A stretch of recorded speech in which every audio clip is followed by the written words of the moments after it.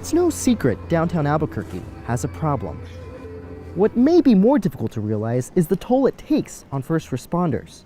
We have that angle where we are very spread thin with our resources. Our trucks that respond in those areas are so busy.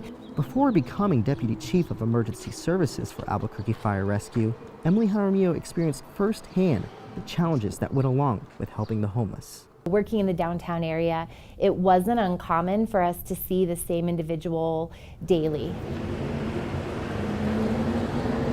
To see that cycle where people aren't getting appropriate help. It's like we're putting a Band-Aid on what the real root of the issue is. But an organization contracted by the city is working to get a handle on the crisis, starting from the bottom up.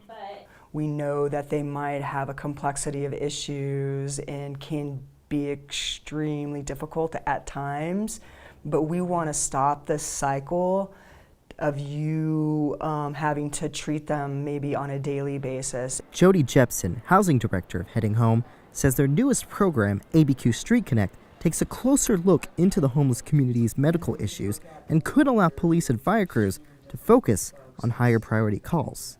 When an individual is in the hospital medically or at the psychiatric hospital or even in jail, we work with those institutions to make sure upon their discharge that we meet them where they're at. Though the program is only working with 30 members of the homeless community, they're beginning to see how a sense of stability can make a difference. We could have an impact to not only provide a service for the folks to get them to be in a safe place, but to physically clean up the downtown.